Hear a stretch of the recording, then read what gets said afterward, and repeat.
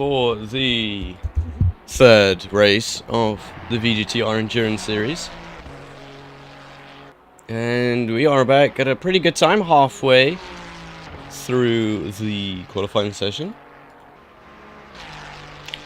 We've got Andreas Borchers taking the top step for now. Paweł Żarzybowski following him closely behind. Then Daniel Jord. And then Adriano Coutinho. Everybody in, well, a pretty good, actually, gap. I think P1 to 10 is within 1 second, even up to 11th. Slowest driver right now on the grid, Borchmann, with a 2:23.8. And there goes Paweł Żarzybowski, 2:16.9. That's a very good lap time by the Polish drivers. And it's only about a tenth off Andreas Borchers. I'm going to say that time that Borchers set up there is very quick. It was a whole 2 tenths ahead of the rest of the field before Żarzybowski set his time. But even then, it's a whole tenth ahead, which is still pretty quick considering there's so many amazing drivers on this grid. Yeah, it looks like we have a pretty close grid today. Closer than it was even in Monza. Which is extremely weird and extremely cool. Andrew Shaw improving on his lap time. He's going 3 tenths quicker. So is Kamil Taha going 2 tenths quicker through the bus stop chicane. Will he be able to carry that advantage and maybe even get ahead of William Borba? I don't think he does. William, I think that is William Borba. Yeah, it is William Borba. I think that's his first time racing in the season so far. Yeah, it does seem like that. Because I don't recognize the name.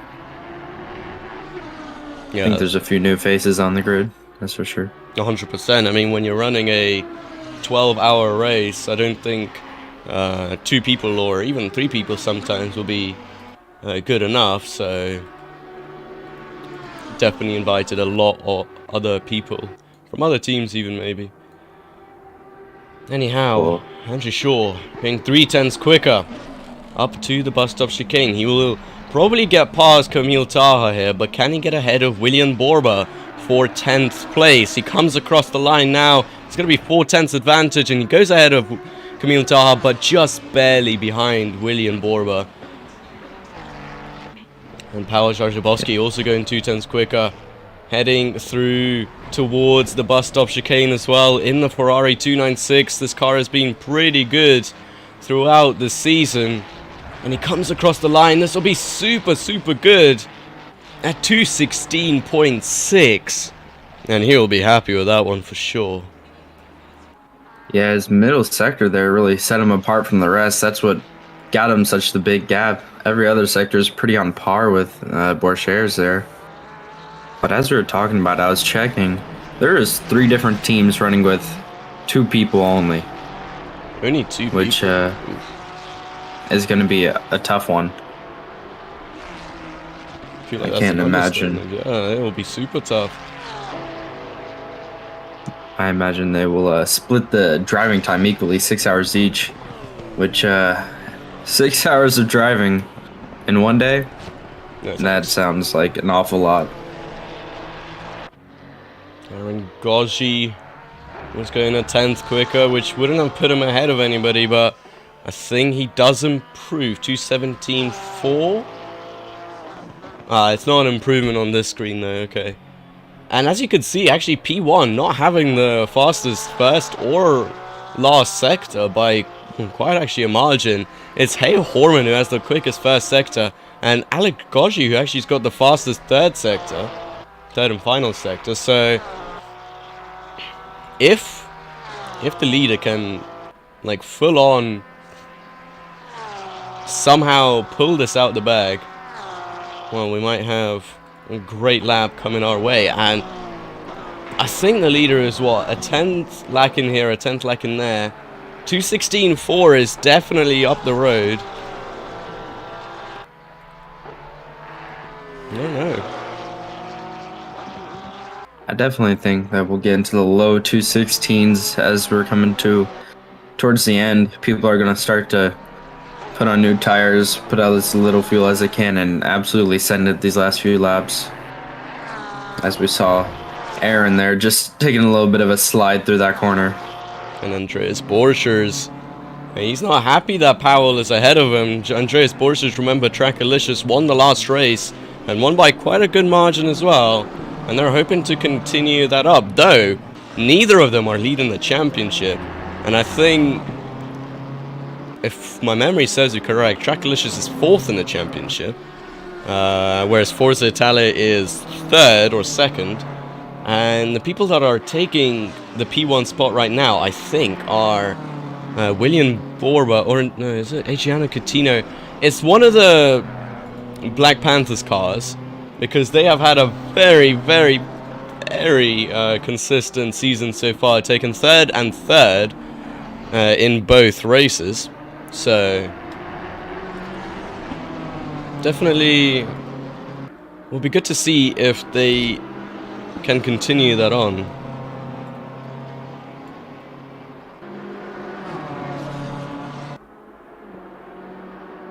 And actually, Stefano Giraldi, Giraldi taking 2nd place ahead of Andreas Borchers, who is improving slightly. We'll see if he is able to get ahead of Stefano Giraldi, and I think it might even be able to go for provisional pole here. Sadly, I don't think it was enough. Yeah, I think it was his best lap time, but I don't think he moved up at all. Just 5 thousandths behind Giraldi on that lap. That's really close, and I'm sure he's very sad to see that time difference there. And Adriano Coutinho going into this 2:16s as well, and Daniel Jord will be following them closely behind. He's going 2/10ths quicker, which will put him ahead of Adriano Coutinho as it stands. But a lot of people into the 2:16s. Usually you don't really see this too much. Well, when they have such a tightly packed grid and all of them drive these cars very fast, and I bet a lot of them have their fastest drivers out for qualifying, you're going to see it happen. Daniel Jord up into 2nd place. Yeah. Wow. That's a good time. A 2:16 777. The lucky numbers. Still a 10th off of Garzabrowski's time up in pole position right now. Indeed, and let's have a look. Further back, who is improving right now? Well, Ricky Polomeni is improving by 2/10ths. Fastest lap time of 2:19.3. I hope that's correct. Yes, it is. And we'll see. Stefano Giraldi also going 2/10ths quicker. Hold on. He's going across the line now. I think he lost a lot of his advantage. I don't think he'll be going ahead of anybody here. No, he does. Ahead of Daniel Jord by 7 thousandths of a second. And that's his qualifying, I think, over. I think he is going to be very happy with that lap time. And they are the ones who are currently leading the championship. Stefano Giraldi, alongside with his teammates. I think Stefano Palladini is another nickname for him. He's got a lot of names. Yes, he's the Brazilian with many names that we could not figure out why people kept calling him different names in the last race. But I think we have that sorted out now. But he is going back out. He is. Whenever you have 7 minutes left, you don't just give up on your lap time. You're looking for that pole position, especially on this track, going through Eau Rouge.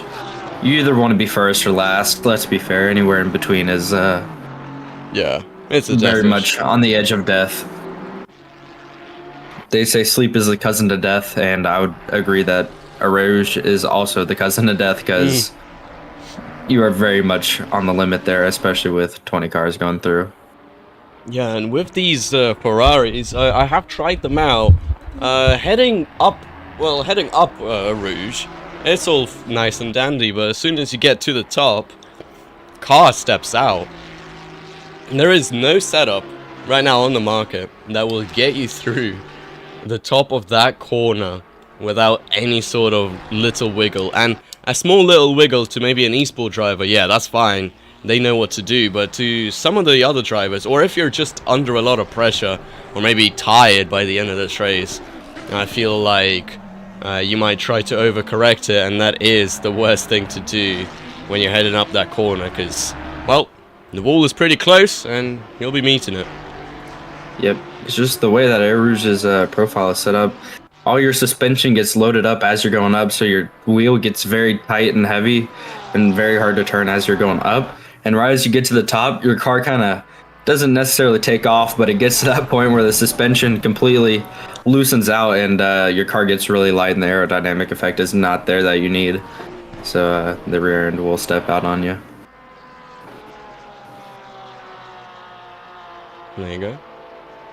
I definitely think some of the newer people to endurance racing, after they're, they've been in the car for their 6 hours or whatever they are, and their brakes are starting to wear out too. It's going to be tough around this track. You have quite a few hard braking points, but also quite a few points where you're not really using the full potential of the brake. You're kind of just slightly hitting it. So that should be interesting. And also a lot of drivers, I think, during the race will be, using worse brakes. So it'll be hard. It'll be hard for them to stop. It'll also be hard for the people behind them to predict when they're going to stop. We'll see how that plays out, because I know that some people are going to be trying to go brake pads 3. Some people are going to be trying to go brake pads 1, 2. I don't think anybody's going to go 1 on 1. Yeah, I don't think anybody's going to. Yeah. 1 would be a wish of having to make several pit stops because you keep having to switch your brakes out. Yeah. 2 or 3 is definitely going to be the way to go. 2, I think you'll have to switch your brakes out 1 time if you don't want to run 2, and 3, I think you can go the whole time. I think you can run 2, just enough. I think there's just enough time and enough brake power for it to be fine. I hope. And with 12 hours, I think almost every team is going to have quite a few cuts of the track. Maybe see almost every team get a drive-through warning today for track limits. You know what? In the 24 hours, I'd just like to point out, we did not get a single drive-through for track limits. 24-hour race. So I only expect the highest from these people. If they get a drive-through, I don't know. Gonna be very upset. They get a drive-through. Yeah, it's gonna suck. As we know, the Spa pit lane drive-through penalty is one of the worst, as you have to drive through for like 2 minutes straight. Yeah. It is the worst feeling ever as you're driving whenever, like 60 kph. You see all the cars going past, and then you take the corner and you're still driving 60 kph and more cars go past. Losing time and losing time. Forever and ever. Yeah, to say the least, it's sad. Yeah.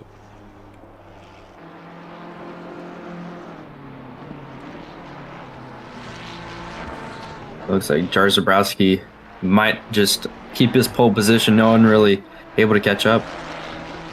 No, not yet at least. And there's only, what's that, 2 minutes to go, so we'll see.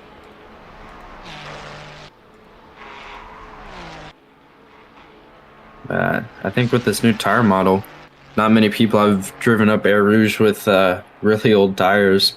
I think it'll be a different experience for a lot of the drivers.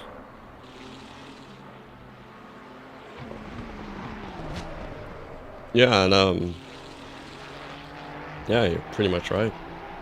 Not a lot of people have done extensive practice like they did for 1.8. So, yeah, new tire physics, new everything. I mean, it has been about a month since the update, but still, not a lot of people might have been practicing so much. You know, most have exams or just the start of the summer, going outside. I know, a bit crazy. But outside, what is that? Yeah. The only grass I know is one on the side of the ACC tracks. I don't know, not a lot of ACC drivers touch grass, but iRacing people, they do. They touch a lot of it. Definitely do. But I do love watching Jar Zabrowski go around. His track usage is really impressive. As he gets on the exits or corners, he'll put his tires on the white line and like just perfectly stay on track and not go too wide or anything, although there, I think it was a little wide. Yeah.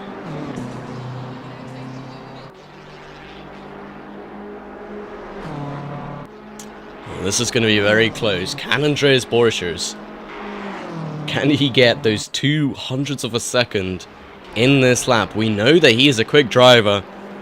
He knows he's a quick driver. Trackalicious knows that he's one of their quickest drivers, but can he do it? Stefano Giraldi, by the way, gaining 2/10 in the final corner. Can he get ahead of Paweł Jarzyborski to get his first pole position in the season? And sadly, it is not meant to be, though it is his fastest lap time, but he still has another lap to go. So it's not all over yet for the Black Panthers. I think that's Charlie team. We'll see. Yeah, I don't know how great he's going to be feeling doing 2 laps in a row. The new tire model might make that a little difficult if your tire's a little too hot or have too much pressure in them. You usually want to take a break between your laps, and going back to back isn't the best idea. Yeah, exactly. But that was a very, very close lap time. Only 600ths away from that sweet pole position that currently Paweł Jarzyborski's trying to retain throughout this lap. Though both him and Stefano Giraldi trading purple sectors here as they come through these corners. He makes a mistake. Paweł is no longer going to have a lap, and he's going to have to go back to the pits. It is all eyes on Stefano Giraldi. He's the only person out there on the track who is able to challenge for that pole position, and he's so far a 10th up on his lap time, heading into the final sector. Oh boy. As you pointed out, Jarzyborski's invalidation and quit. Borchers also did the same thing, went wide and got an invalid lap and had to return to pit. So Giraldi is really the only person out here that is going to even try and compete with Jarzyborski's time. And he's 2/10 up, and he's heading towards the final massive straight, and he's lost a bunch of time out of the corner. Through Blanchimont. It is flat out here. He's heading into the bus stop chicane, hoping to get what's only a 10th for him. And that is a lot of improvement that he needs to do heading out of this corner. Is he going to be able to get it done? And sadly, I don't think he will be. And that is qualifying over. And the fight for pole position also over. Still an impressive time. It was a 2:16.8, but not impressive enough to catch up to Jarzyborski. I think his bus stop chicane there was a little inefficient and a little slow. Yeah, I think what really messed him up is the exit onto the final back straight. He had those 2/10 up heading into that straight.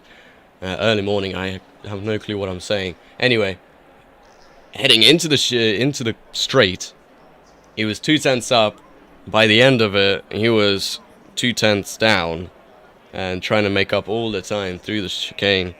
Sadly, did not happen. And, well, still second place. Still second place, and still on the front row, still will be able to challenge Jarzyborski, especially if his consistency and his lap times can stay close to Jarzyborski. I feel like we've got a pretty good fight on our hands, including Daniel Jord and Andreas Borchers. Daniel Jord, we haven't seen much of him and his team this season so far. Impressive showing. 3rd place on the grid ahead of Andreas Borchers. Where is VGTR Esports? Well, down in 18th and 10th. Sadly, not the best showing for them. Abe Santama not able to join yet, but we will see him throughout the race. I think we will see him. Yeah, I think the 18th place by VGTR is actually, I think it's more of a strategic thing. You reckon? Yeah, they're starting at the back to miss all the carnage and then weave through as Lightning McQueen once did in his race. Dodge all the traffic and get through and come out on top. Okay, so you think it's a strategic move by VGTR Esports to be starting last, pretty much? Yes. Okay, we'll see. It would only make sense. Exactly. That it does make a lot of sense, doesn't it? Not that we're bad, right? No, we're not. No. That's what I'm saying. I think Tom has a lot more potential than the lap time he set, and was just giving him a strategic advantage. Oh, and yet Cal again. Hampshire kind of bringing up a good point. Ferrari challenge. Yeah, it's the Dot, Ferrari dot, 123. dot. Yet again. It is a pretty Ferrari packed field.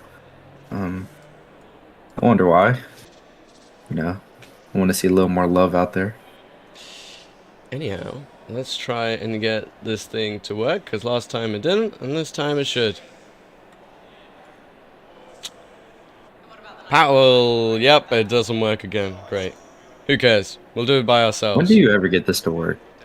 I got it to work in the season, don't get it to work now.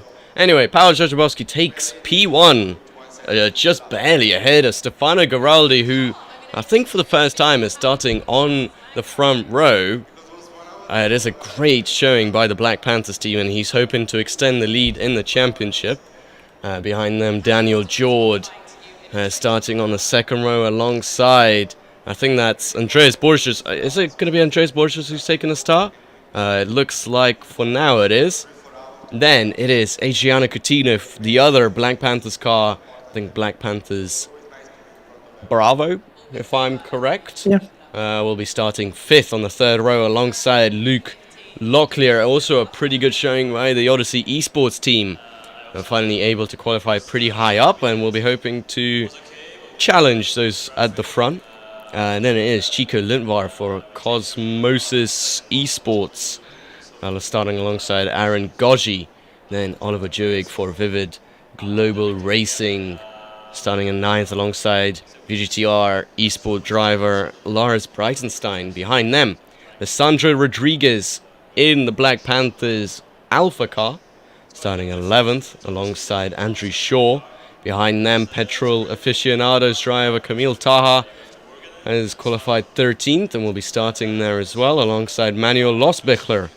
Then, Tudor Nachita in the V8, starting alongside Ricky Polomeni.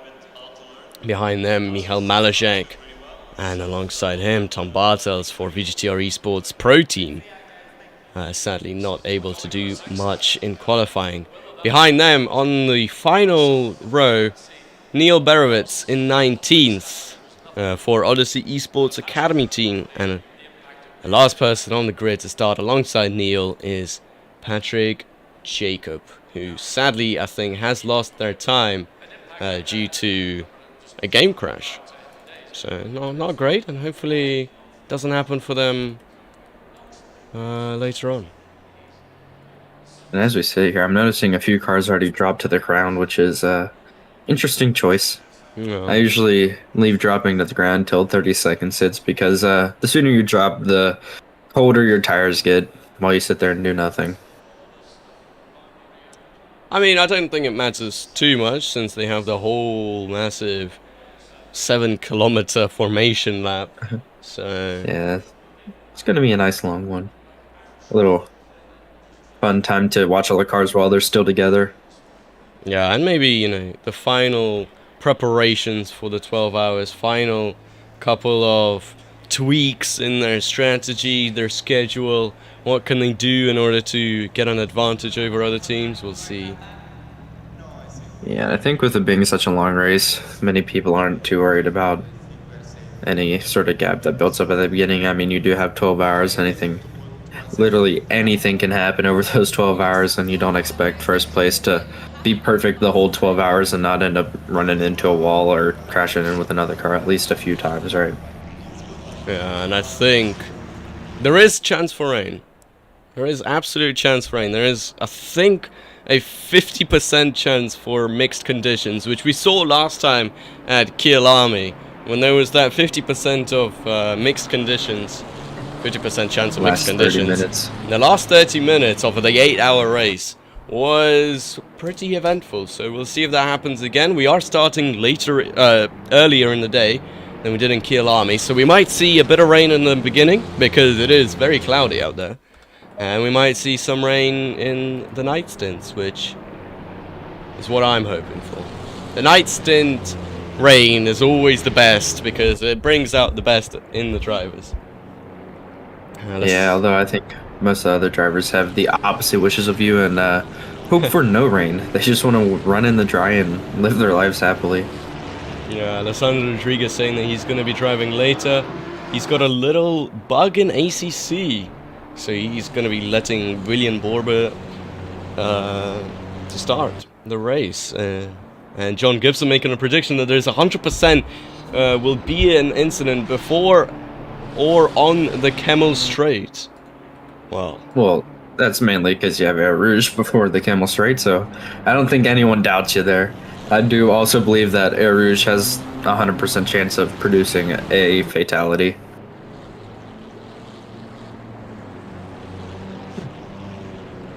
Ben bringing up a good point. Puddle at the top of Air Rouge once it starts to rain, which would not be fun. Getting over the top of Air Rouge, thinking you can head down the straight, and then skiing over the water and running into the wall. I think Lando Norris has some experience with that. Yeah, and it's... I don't know if they love to keep those sort of really awful holes with massive puddles in them, because it's really weird. That one dip has caused so many crashes, both real life and in esport racing on Spa whenever there's rain. I'm surely they should have fixed it by now, but no, they do like to see us suffer. So yeah, that it's part of the character. Yeah, I guess you just kind of have to learn that there is a puddle over there and have to drive through the middle, because otherwise you're screwed. Yeah, you just can't make it too easy on the drivers. If you give them everything perfect, then there's going to be people setting perfect times constantly, and we'll have no issue just running a whole race perfectly clean. You got to give them some variation. Go Black Panthers. As Panthers. Mater said, he likes keeping his dents because they're memories. All these dents in the tracks are memories of the track and historical evidence of this track. Why are you trying to make yourself look better? Well, why are you trying to bring up all these quotes and trying to make me look bad as a commentator? Oh, well, see, the thing is, Cars is my favorite movie of all time, so I've got the knowledge. I've watched Cars, I don't even know how many times when I was a little kid, and somehow I still... Well, see, the thing is, I'm still watching it as a 17-year-old almost grown adult. I still watch it on a very regular basis. Wow. And John Gibson actually giving the same prediction I did. It was a strategical move to start from the back by Tom there. Wow. So that way he can move up positions on the first lap. Let's hope all these predictions are true. Let's hope that Tom will indeed move up those 4 positions, as they're going to be lining side by side, heading into Lesaurus. They will be starting the race. It is a weird start because here is the finish line, but they'll be starting after Lesaurus, heading into a Rouge. Well, I guess that's a good choice though, because otherwise, very good choice. There would be a massive pileup heading into Lesaurus every single start of the race, but. Along with the fact that this straightaway right here is not nearly long enough for the bigger grids. Yeah. Well. And also it gives us more action to Air Rouge. I mean, if you gave him Lesaurus, they would all probably spread out a little bit by then.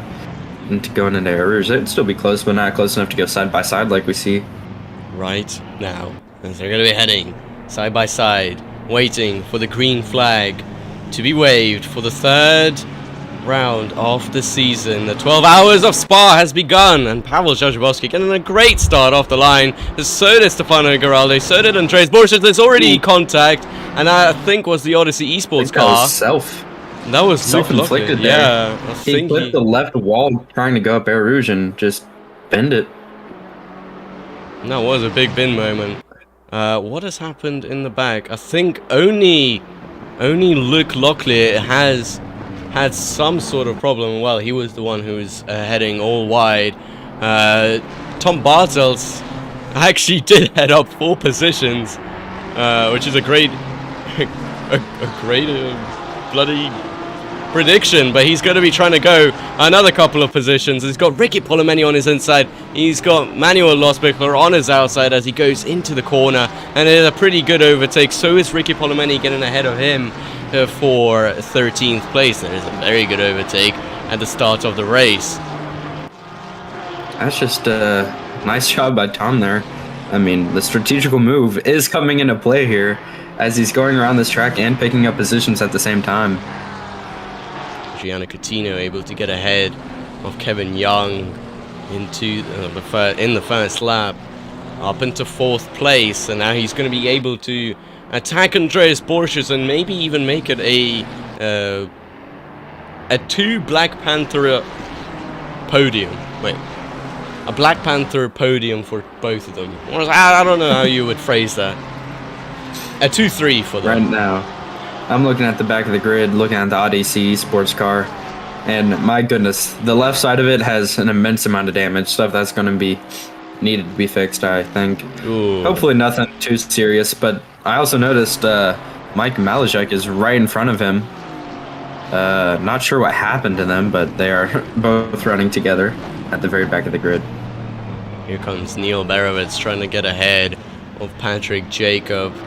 And he was trying to go around the outside into Blanchimont. That is one of the worst places where you can try and do that. And he's backed off. He's going to be trying to settle in and maybe even overtake Patrick Jacob in the coming time. Ricky Polomeni still battling Manuel Losbichler and Tom Bartels.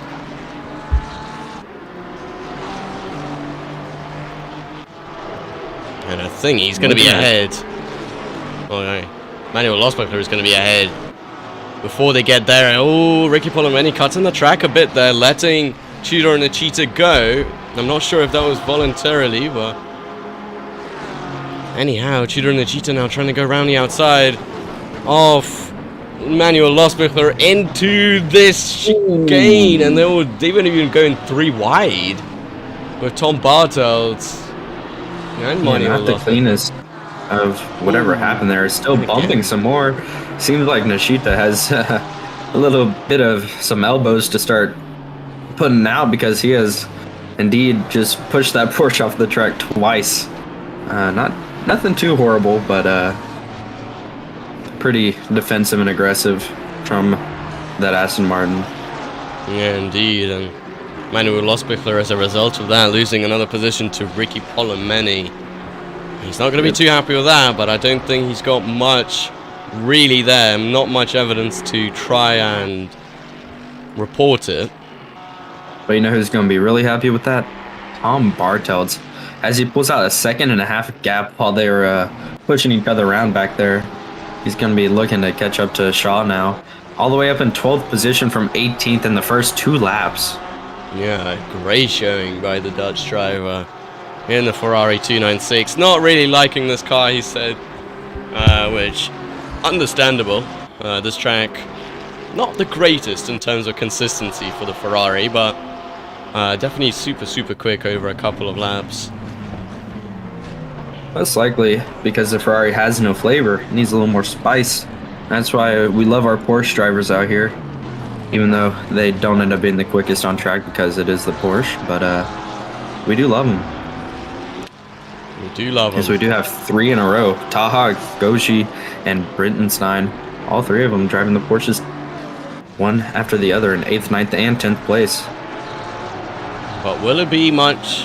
Will it be for much longer, as Andrew Shaw is just trying to get ahead of Camille Taha, who's getting closer, coming towards the source.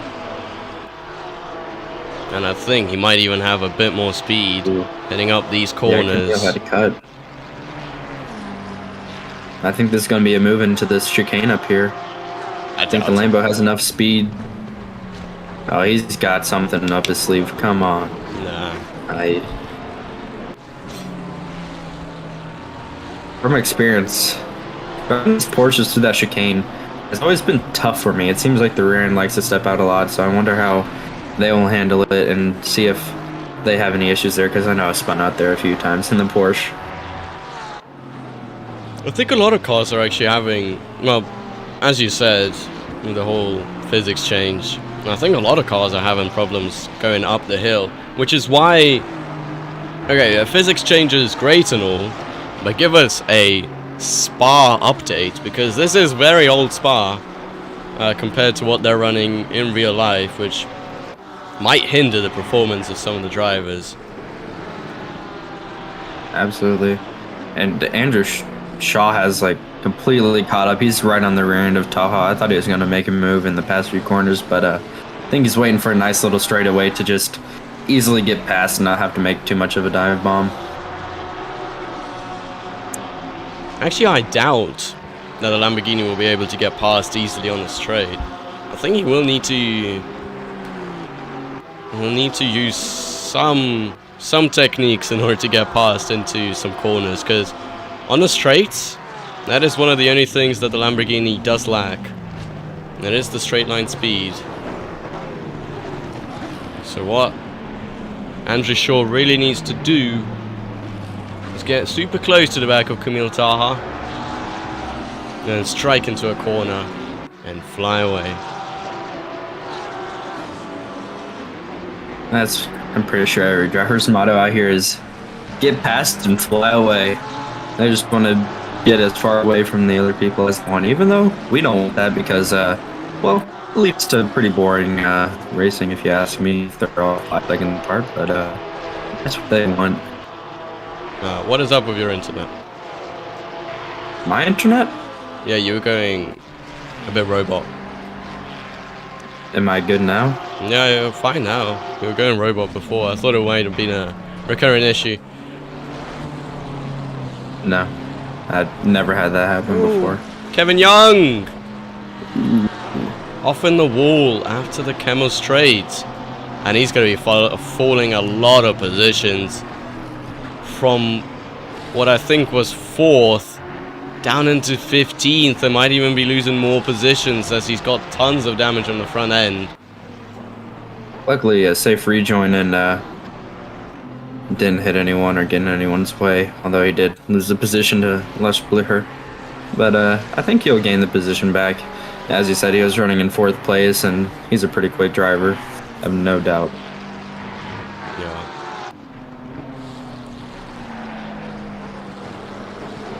And Sebastian Solostik is getting closer and closer to the back of Hale Horman.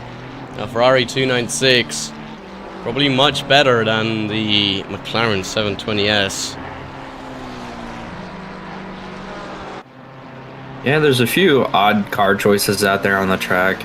I think the McLaren and the Aston Martin are the 2 most notable ones of being weird cars to drive, considering most people are either driving Ferrari, Porsche, Lambo, or BMW, Mercedes. Not that those 2 cars aren't alone, but they're more better on BOP than I think the McLaren is. Yeah. So, Paolo Jajabowski, great lap time there. 2:17.9 in the race with full fuel. Some of these drivers are insane. They are insane, especially if they're doing more than one stint at a time. I think a few of them might double stint it up today, considering they have so much time to do. Especially starting this early in the morning for any Americans driving the league. For me right now, it's 6 a.m. And if I was driving this, I would probably not want to wake up that early to get in a car and drive for 2 hours straight. That is true. I remember doing the 24-hour and having to stay up until 4 a.m. doing stints. But I think you're the only one doing that. Because you said you stayed up for the whole 24 hours. I don't think any other driver is willing to do that. I stayed up 2 hours before the 24 hours. Then I stayed up for the whole 24 hours. Did post briefing. And also went to the shops afterwards. But I don't think my body enjoyed it. Some drivers have more of a life than that. Yeah. Definitely. Because I know I would want at least to get a little 3-hour nap in there at some point, you know? Get refreshed. Ah, but you see, if I was gonna take a nap, I wouldn't have woken up. Like, that's just true.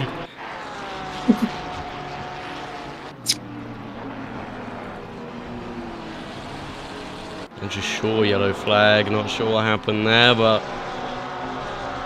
he's got a lot of damage on the front of his car. And that's going to be hindering quite a lot. Tom Bartels will be enjoying that though. 11th place. Hoping quickly to get 10th. Catching the Shaw. Yeah. I'm telling you, man, that it's an 18th to most likely 10th going into this next corner. Look how quick he's catching the Lambo on the straightaway here. And that's going to be a move down the inside, no doubt. Yep. Yeah, and I don't think Shaw will be fighting that one too much, considering he knows his situation. Not at all, and that Aston Martin is already looking to get past Shaw there. He got so close going into the chicane. But that's an 18th to 10th place in, what is this, 4 laps? Yeah. No, 5 laps? Indeed. Very strategic move to start 18th, in my opinion.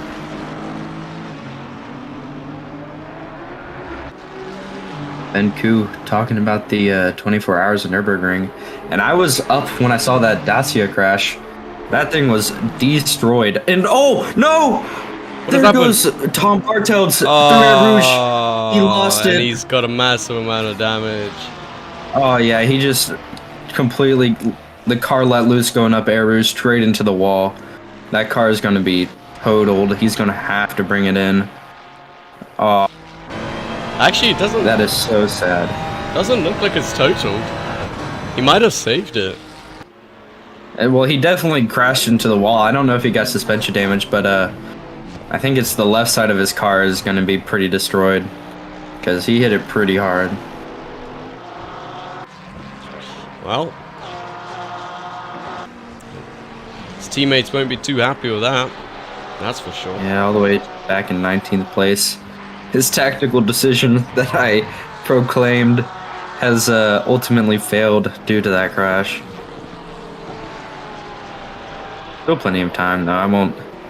Definitely not out of this race yet, considering how quickly he picked up positions. He can easily pick him back up as he's already closing up to the cars in front. Just like Kevin Young, who had that terrible crash after the Camel Straight. Terrible crash. It was a little spin. Nothing too big.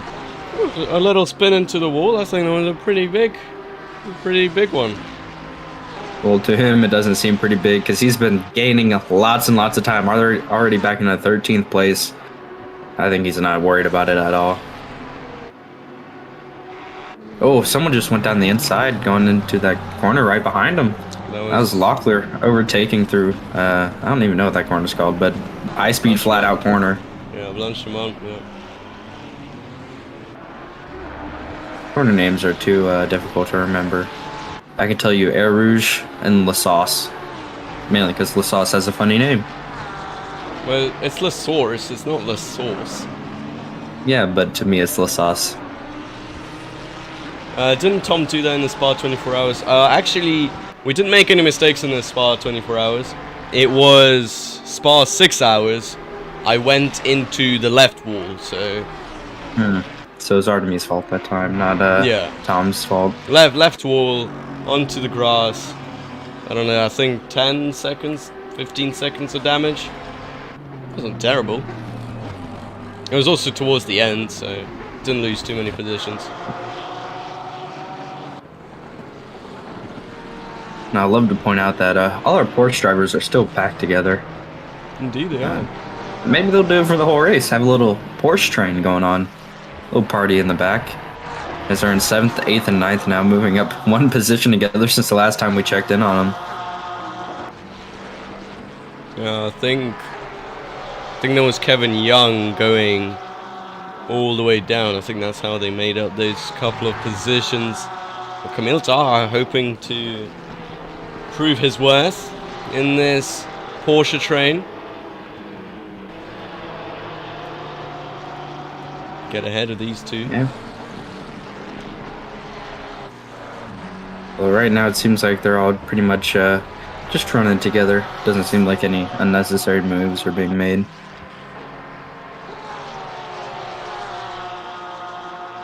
Didn't know y'all were running the Ferrari Challenge and the Porsche Cup at the same time.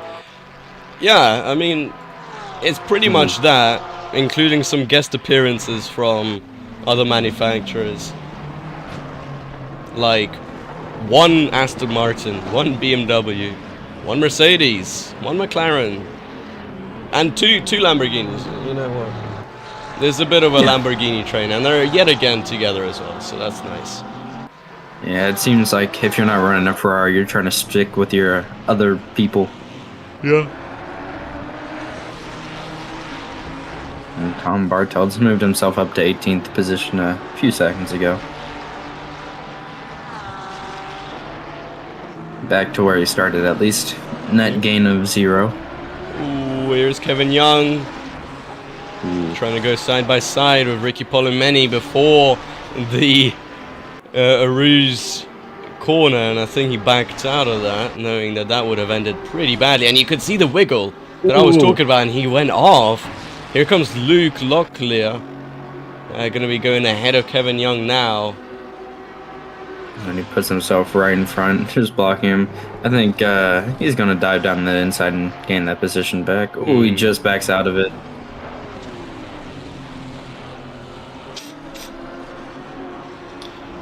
I don't know what happened there going through Eau Rouge. It seemed like Young went a little bit wide, pushing Locklear a little bit wide, but Locklear had more speed, so kept the place.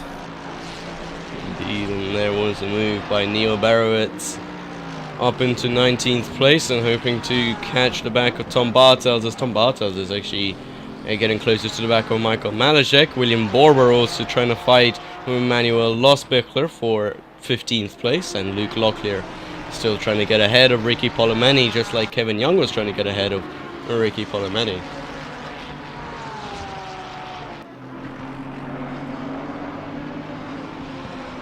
And Avix Bullets just cheering on. Borba just trying to get past Lochblicher. Yep. In the Ferrari and the Porsche. Getting really close, only 2 tenths between them. That's going to be the Black Panthers A team, the number 1 car. Getting a little wide there, but going to have him on this long straight. I think so, but Emmanuel Losbichler is just trying to put it in the middle of the track, which is probably one of the safest places you can do it. As I think Luke Locklear finally getting ahead of Ricky Polomeni. As we look at this battle, will William Borber go down the inside? Maybe trying to go around the outside. No, he doesn't. He will try to get a better exit here. Good placement by Lothblicher ahead with the Porsche, putting it right in the middle of the track. There wasn't really a choice to go down the inside or outside. There was kind of stick behind and don't run into me, please. Couldn't be more right. Yes, Tom Bartels also getting ahead of Michael Malajek for 17th place. He's making those positions up. He knows what he needs to do. Slowly but surely he'll get back to where he needs to be. Something happened up Air Rouge there. Yeah, William Borba nearly, I don't know, he faced through the floor for a second, it looked like on my screen. Ricky Polomeni getting passed by Emmanuel Losbichler. Ricky Polomeni falling a couple of positions. Sure, he doesn't have damage, but maybe already tires starting to fall off. It is the 20-minute mark. 20 minutes is when I'd say the first hit, the first wave of terrible tires starts to hit. Because I know for a fact from doing a lot of public lobbies this week that those tires do start to fall off 20 minutes, then into the 40 minutes, and then into the hour. They're driving on pebbles. It's even hard to call it stones. It's just pebbles. Yep, but obviously the drivers will not pit at 20 minutes. If you pit every 20 minutes, you're going to be making about 1 million pit stops, if I had to guess. And that slows you down quite a bit, especially here at Spa. People are going to want to stretch out their times as long as they can without breaking the stint timer. Yeah, and hopefully we won't have any more shenanigans like we did last time, where people... well, actually, let me calculate. You'll be able to. 10. You need to make at least 10 pit stops. 10 and a half pit stops. So 11 pit stops. In order to make it through the stint timer. Let's see. And that is actually, if you do it like 70 minutes to 70 minutes. So I think most people will be running like 65. Yeah, they don't want to get too close. That's going to be tough then. That is going to be really tough because it comes out to 11.07. Which is not exactly only 11 pit stops. So it might have to be one drive-through, which is going to be horrible on this track. You know, I was hating on the McLaren earlier, but just made a move on the Kemmel Straight, put himself up into 4th place now. Really impressive stuff. I don't remember how far he started back, but all the way up in 4th now, considering it was mostly Ferraris in the top. I think it was top 7. It was 6 Ferraris and 1 BMW, and now that the McLaren's all the way up in 4th. Doing good for himself and his team. Indeed, but Adriano Coutinho, I don't think he's going to be liking that one bit. He's trying to get back to him, but... No, actually, I think Coutinho's enjoying it thoroughly, getting past. That's every racing driver's mindset, you know. Love starting at the back of other cars.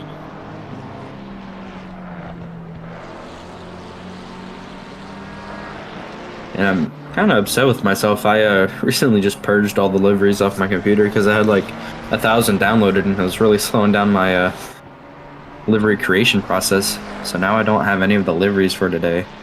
Oh. Well, you're not missing out. I don't think there's any... Oh, yeah. You are missing out then. Because there's some really good liveries. Yeah, like the Black Panthers one, which is, for me, it's just a black car. But here on the stream, it is a beautiful Brazilian-themed purple car. And as he tries to go side by side with Heo Horman going very, very wide. Might even be a track cut. But he switches right in front of him. Perfectly fine there. Yeah. I think from how slow he was going right off the corner, I think he probably just got one of the track warnings without any, like, no warning necessary, whatever it's called, yeah. I think right now it's going to be, ooh, that Ferrari looked really squiggly going through errors there. I think he's going to be losing time actually on the straightaway here. Yeah, massive time loss. Kevin Young coming into the pits. I think there's very enough early, damage. But yeah, must have had damage. Putting himself all the way in last place. Not where he wants to be. I'd have to assume. Yeah. Starting what, 4th place, I think, and now all the way in 20th with damage. As people are, I think Jar Zabrowski and Graldi have enough time to actually catch up and pass him and lap him. Maybe not. 73, yeah, 70 seconds. I feel like that is a long enough time. Should be. Should be. Right. Who is catching? Well, Adriano Coutinho is still trying to catch to the back of Heo Horman. Adriano Coutinho, remember, he started... Okay, I don't even remember where he started. He started 5th. So he's right now at a net nothing. Zero. Net 0. Yeah. Gonna be pretty content with Sure, himself. he wants to make it yeah. a net +5 positions gained. So that way he can be in 1st place. Yeah, well. Although his leaders are really starting to pull ahead. 11 seconds ahead of where Horman is. But I do think Stefano Giraldi has something in him. Because he is gaining just a little bit per lap. I think there was a 10th last lap. And he's just there, just trying to continue the slow catch to the back of Jarzabowski, not letting him get away too easily. As you see, Daniel Jod is now in the middle of everything. What happened to him? Because should have been Young in the back, but I don't see where Young is now. Oh, I guess they switched drivers. Yeah. Yeah. Yeah, he came out in between second and third. Not a place he wants to be in, considering that their team started in fourth, and fourth is about to be close enough to pass him. Here comes Luke Locklear around the outside. And I think he might even, easy overtake for the Odyssey Esports team. Up into 11th place. Good stuff. Yeah, Ferrari versus Lambo on that Kimball straight. Pretty lethal for the Lambo, not the greatest top speed. Yeah, and I think Luke Locklear will be trying to make more and more moves, as he right now is 5 positions down on where he started. He started in 6th place. Actually, did he start in 6th? Yeah, he started in 6th. So he knows what he's got in him. And he's lapping quicker than Tudor and the Cheetah, Camille Taha, and Lars Breitenstein. And currently lapping slower than Aaron Goshi, but might have been because he has been stuck. What knocked him down 5 positions? What? Wasn't it a spin after the Kimball straight? I think that he was just caught in a bit of a spin by himself. I know that the other Odyssey Esports team, I think on Neil Berowitz, had that big spin on the first lap. Yeah, that was whenever they cut the average a little too much and tapped a wall. Yeah. No, actually... No, I'm wrong. No, we're both wrong. Luke Locklear was the one who had that horrible spin on the first lap. Because Neil Berowitz right now has started 19th. He's actually made up 2 places. So there it is. Luke Locklear had a horrible thing at the start. By the way, making up positions pretty well, coming back from where he was. Only up in 11th place now. Currently doing 219.4s, while the person ahead is doing 220.1s, so getting about 5/10 a lap.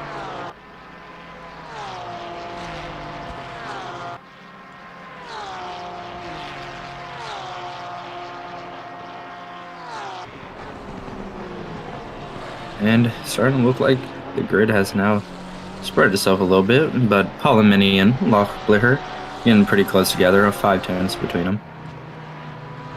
Indeed, we've seen these 2 battle for a bit. Let's hope it all goes clean.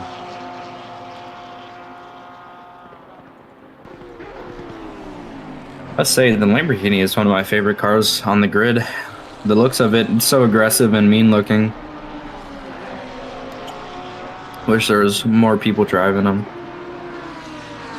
I think when the setups come out for it, because a lot of big setup companies like Focused Ferrari and Porsche, Formula Setups and Hymer and all of those guys decided Ferrari is hype, which it is. We'll do them first. We'll do the older cars as well, like the Aston Martin and the Beamers. I think somebody did a Beamer. And the Porsche, but a lot of them did forget about Lamborghini, so we're just hoping that they get their setups too, and we can begin to see what really is out there in terms of pace for the Lamborghini drivers. And you know, it could be the same situation as it was with the old Porsche, the 991.2, where it sucked down the straight, but with certain setups and certain tweaks to the car, you could easily go much quicker, and you could match people in Monza, which was deemed to be one of the worst cars for Monza. So yeah, with the higher downforce on the Porsche and the greater aerodynamics on it, it really quick through the corners and catches really quickly through that type of stuff, especially high speed and medium speed corners. it's a lot better at than a lot of cars which have a really high top speed, such as the Ferrari. Yeah, which is kind of the place where Lamborghini is at right now.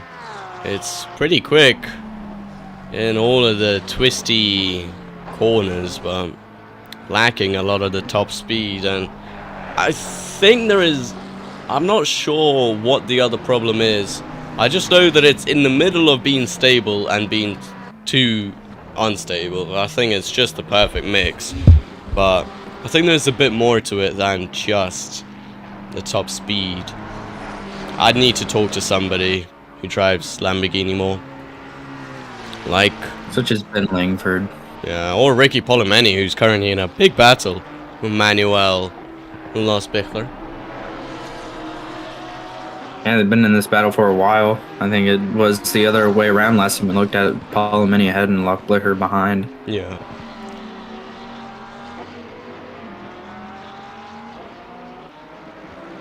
And must I say, it's actually been really clean so far. There hasn't been really any contact between cars and any incidents in that sort of manner.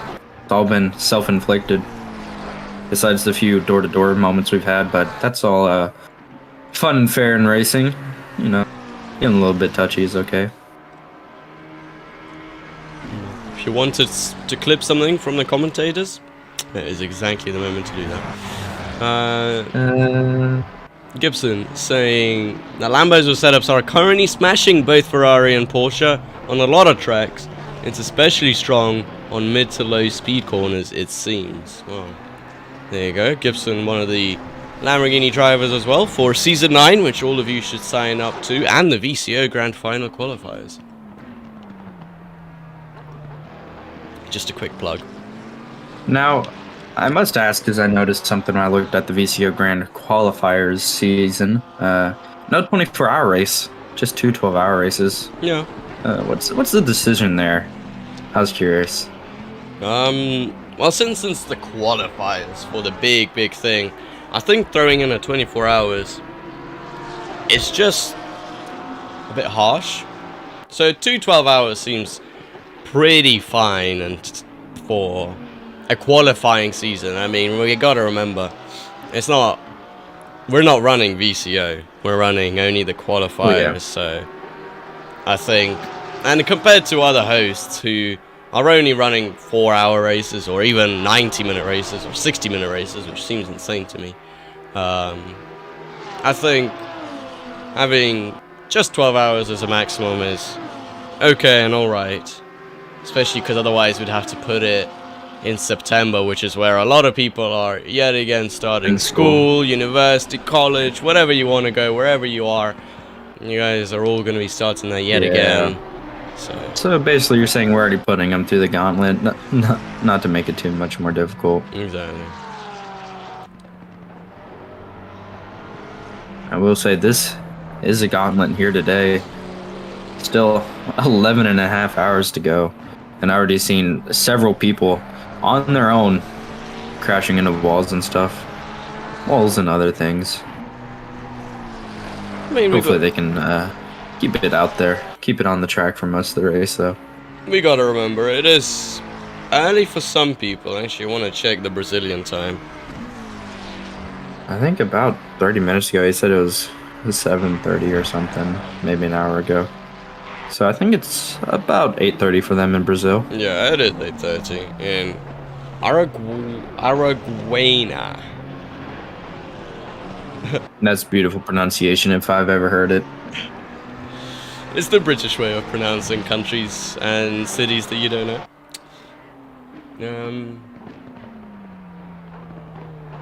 There's been a crash at the carousel in the 24-hour race. It's leaking fluid onto the concrete part on the inside, and the leading car almost ended up in the barrier whilst under a code 60.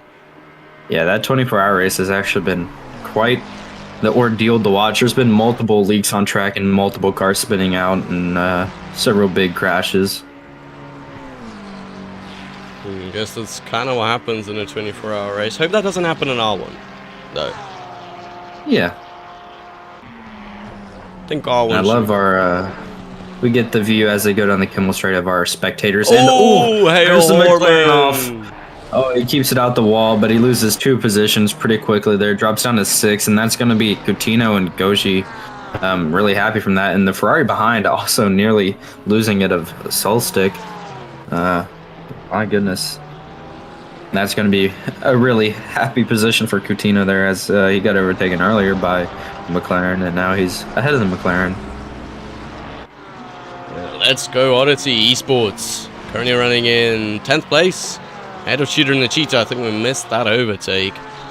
Still a great feat by him, and yes, he is lapping quicker than Camille Taha by over 4/10. He's lapping in the same region as P5 right now. Same region as P3 of Andreas Borchers. Andreas Borchers not having the greatest of pace right now compared to his other 2 competitors of Stefano Garaldi and Paweł Jajabowski. And I must say to those in chat, you aren't alone. I woke up at 4:30 this morning to come commentate for this race. Just downed an energy drink. So right now I'm feeling pretty awake, and I've got that little tingle going on after drinking 200 milligrams or whatever of caffeine. Let's go. Yeah. It was not the best tasting energy drink I've ever had, but it was all I could get.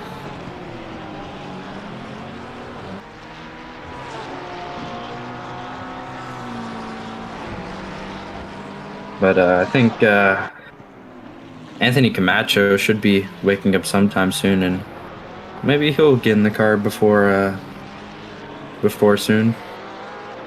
I think I woke up. I mean, you guys will all laugh at me. I woke up at 8:30. Oh my! Wow, that's a huge deal. That's so early. I mean, on a Sunday morning. I think what made the big difference for me though is I had a 2-hour drive last night, and I didn't get home until midnight, and then woke up at 4:30. So I'm running off of 4.5 hours of sleep. Yeah, pretty fun. Yeah. I was watching the 24 hours the whole time I was driving, or I wasn't driving, I was riding, but I watched it go from dark to sunrise, which is pretty nice. Tyler's saying that he's got a torn Achilles. Oof. From racing, I assume? Definitely from racing. Listening to that brake a little too hard. I don't think Tyler does much racing. I think he's mainly just Well, yeah, I'm sure now he's not doing much racing. He has a torn Achilles.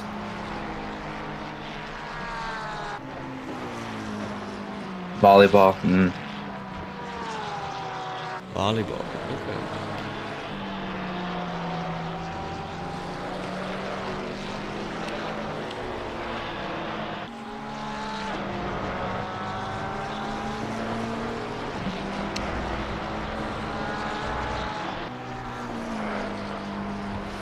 Also, I heard that the Midwest of America is not really Midwest, is it? I mean, it's Northwest, and it's only called Midwest because guys were lazy. Okay, the East was found first, right? It was fully populated. Yes. Then you guys were like, okay, well, this is the West, this is the It was North, called this is the Manifest South. Destiny. Yeah. And then came the other side, and you guys were like, well, I guess this is the Midwest. Even though there's a whole bloody Europe on the below the Midwest. It's like Texas and all of those things. Yeah, see, but Texas isn't Midwest. Whenever you're looking at Midwest, you're looking really At the top. More towards like the top to center of the country. Yeah. Which is weird. So what are you guys? What is Texas then? If it's not the Midwest, Texas what is it? just southern. We're in south. Just the South. So basically, you have Texas, Louisiana, Mississippi, Alabama, Florida, Georgia. Those pretty much are all considered southern states. Texas is just Texas. That is also true. We are pretty much our own place. And then everything to the left of Texas, you would pretty much considered east, specifically California, Oregon, and Washington being the East Coast. New Mexico, Arizona, Utah, Colorado, Virginia, or not Virginia, Nevada. They're pretty much, I don't know what you'd call them. You just kind of call them desert. Wait, it's all desert. why would you call California the East Oh, when wait, it's West the Coast, West? yeah. Yeah, My I was bad. about to West say. Coast. It's too early in the morning for this, alright? I'd And then you consider kinda... Florida, Georgia, NC and SC, South Carolina, North Carolina, North Carolina and sort... all yeah, the Southeast. Southeast, yeah. Okay. Yeah, Richard getting on to me pretty quick there. California's not the East Coast. West Coast. West Coast, guys, I'm sorry. But, as I was saying is, once we figured out there's actually more land besides Ohio to our left, we pretty much said, God is telling us to take over this land, and we did manifest destiny, which was just us slowly taking over the west side of the country, and specifically using Asians to build railroads, and that's the truth. They like doing work, and they would do it for really low cost, and so Americans were willing to use them. Wow. Yeah, and talking about all this geography, I must say, Texas, we have our own little system. Like, there's Southeast Texas, that's its own place. There's Central Texas, North Texas. Like, we have our own little ecosystem. I'd be considered Southeast Texas, where I'm from.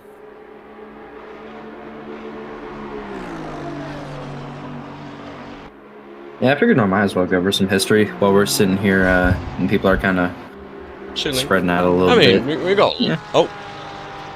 As I was just We're gonna. looking at people. Oh no.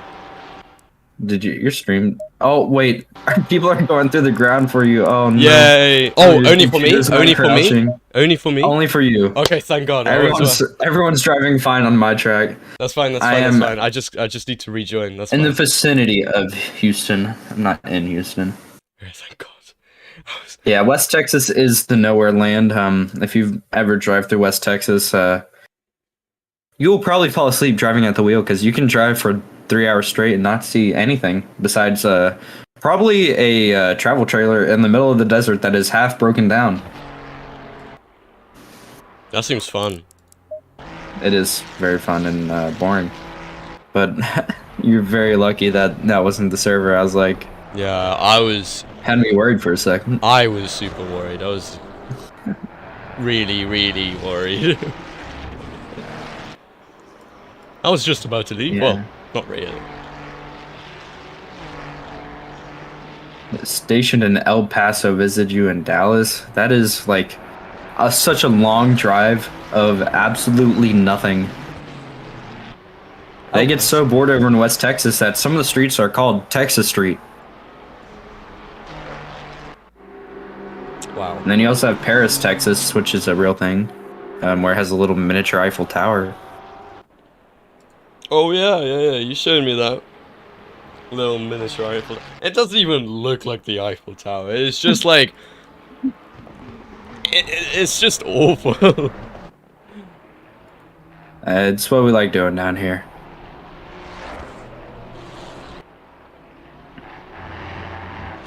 And I know there's a place in Texas that has Noah's Ark built to full scale.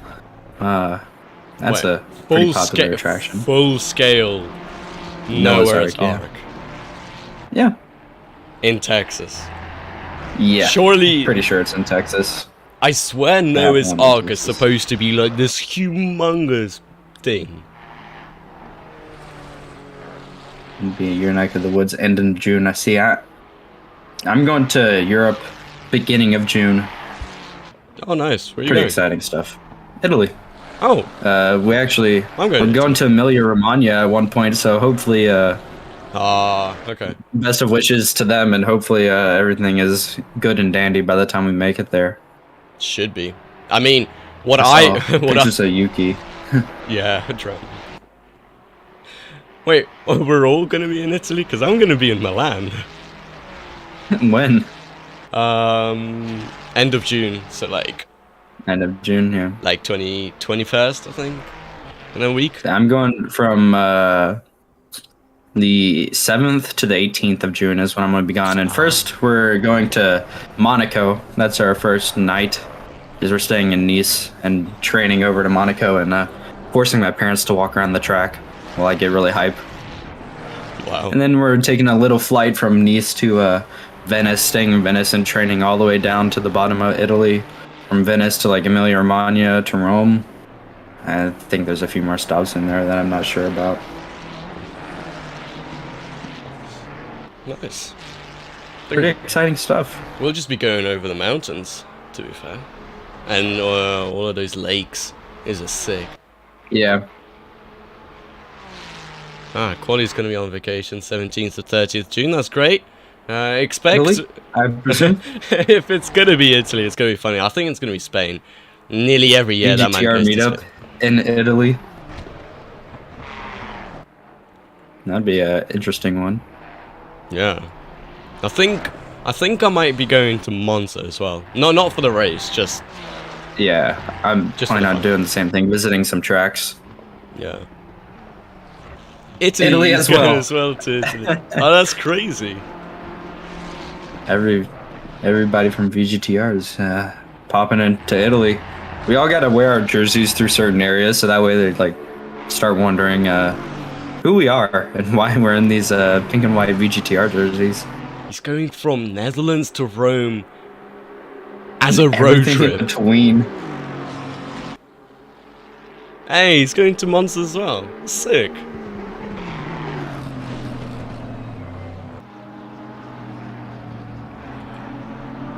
That's... This is so weird. All of us are going to Italy. Out of all the places in the world. Yeah, well, it's my senior trip. Yeah.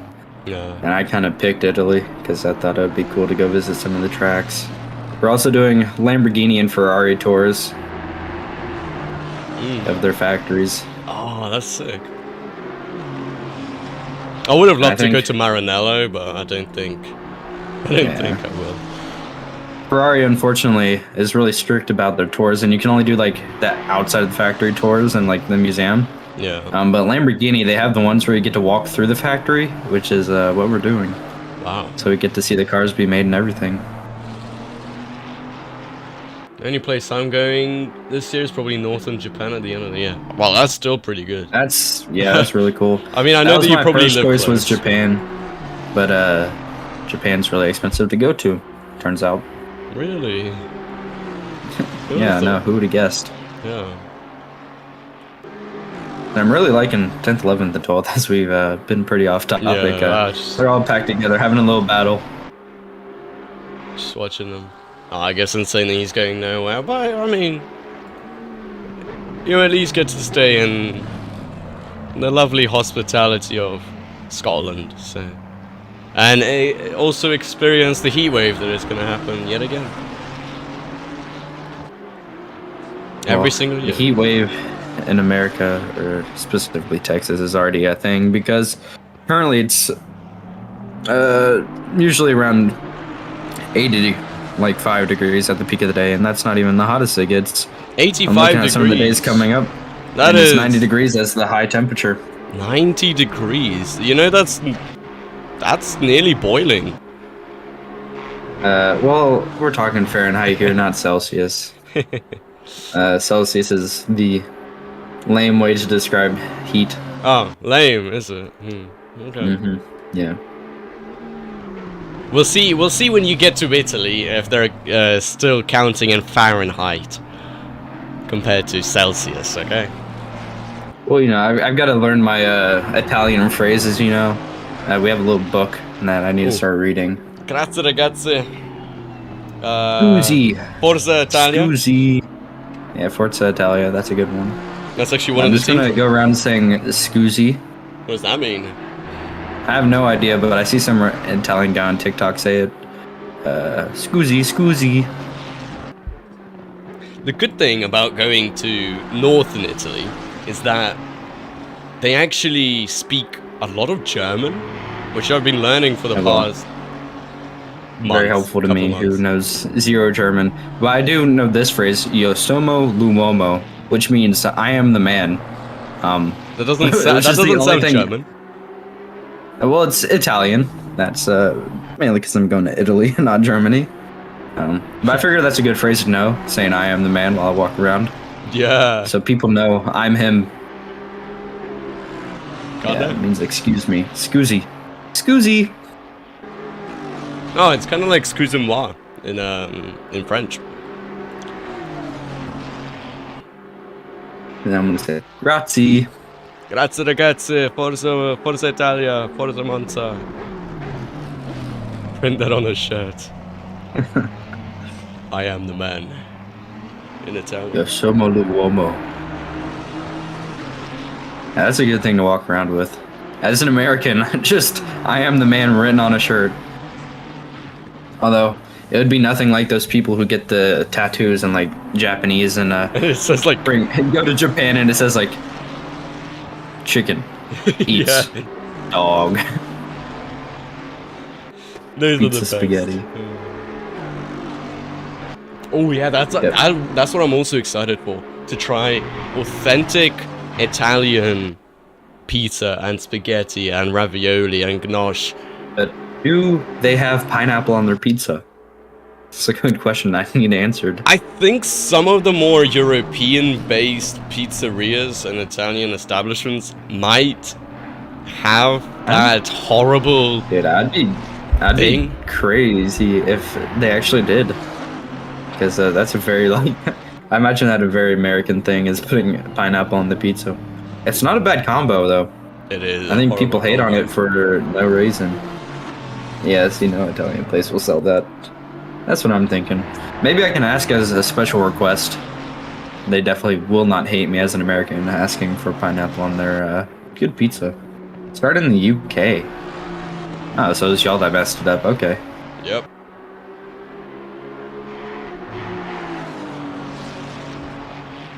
Cool. Oh, Wow, that's that is an not- overtake. Oh, but shooting the cheetah Little- coming back at him. Oh, what a... And he lost that position too. That was an ambitious overtake. Took very much interesting line of through the grass. Little lawnmower action there. And now he's down in 12th place from being in 11th because of that. Yeah, I think he realized that we were watching him and it was a little boring, so he decided might as well make the craziest move we've ever seen so far this race. Is somebody saying that Hawaiian pizza is a Canadian invention?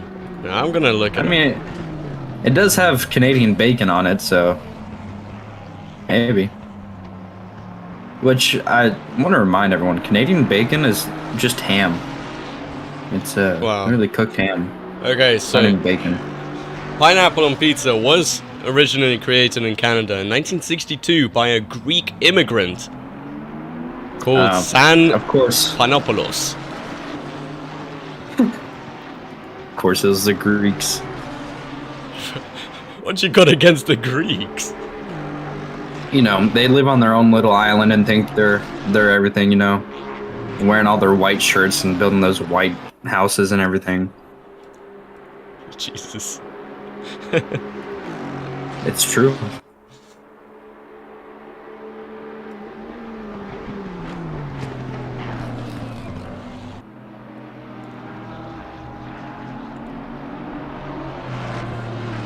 And I see, I agree with Richard. People who hate on pineapple pizza just hate it because it's trendy. It's good stuff. The Ferrari looks down the inside. Easy. Oh, and- oh. Okay, you know what? He held it. Yeah, he's lucky to not go around there. It looked like he was about to spin, but he's going to take that position again. This time, I think Nishito will be a little more careful with the rear end of that Ferrari, not trying to bump into it. That was a pretty good overtake by William.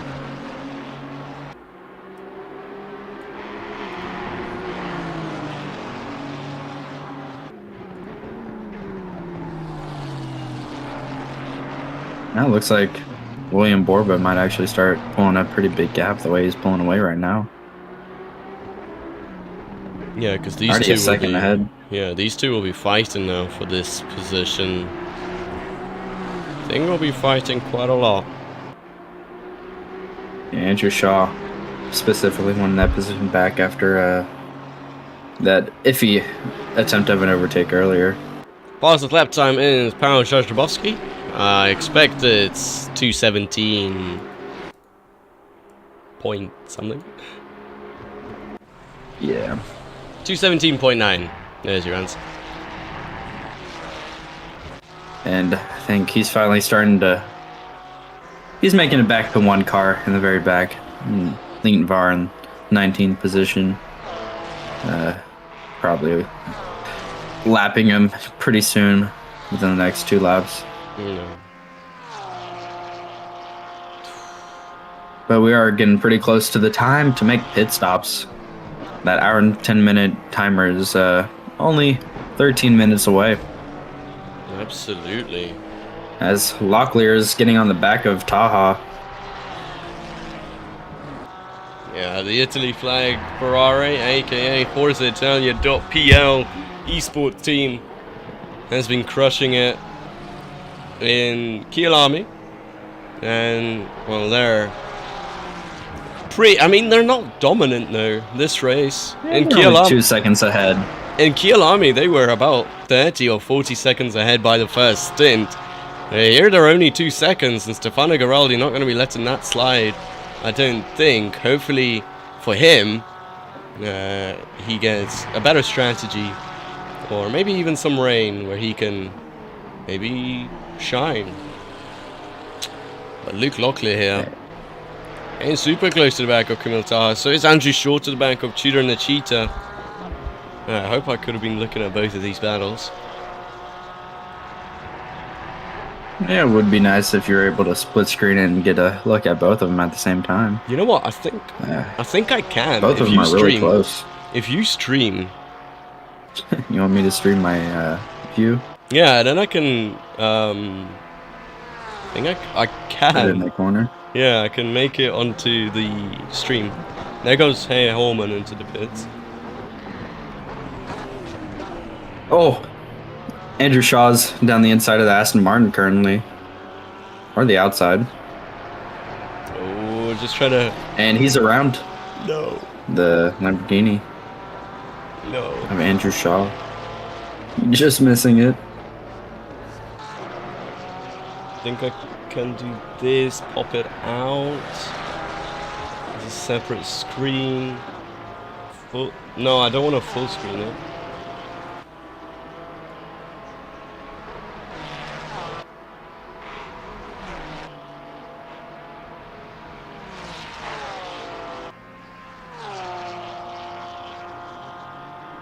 Oh, Horman's into the pits. Coming in for their pit stop at that McLaren. I mean, it kind of works. There we go. Yeah, just right on top of everything.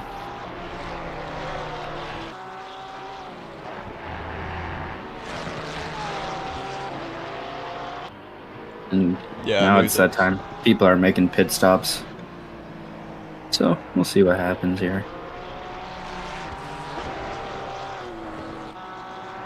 Maybe if I could cut out those stupid Discord tags, it would be much nicer. Yeah.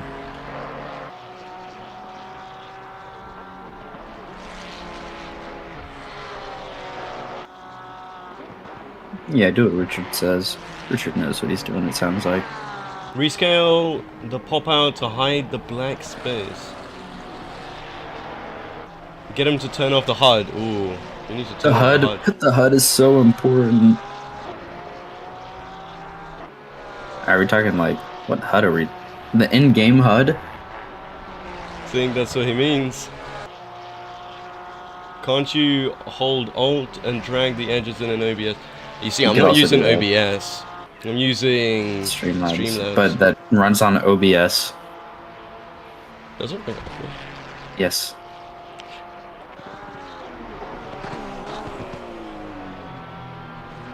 Wait, hold on. Rescale the pop out. and hide the black space. Let's go.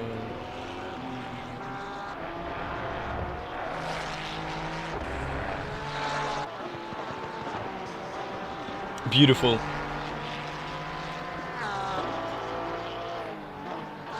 Doesn't matter that the top Discord thing is showing, but goddamn. There we go. I'm gonna keep it how it is now. I got rid of the time, but I do need the information on who I'm watching and how far apart they are. I'm sorry, guys.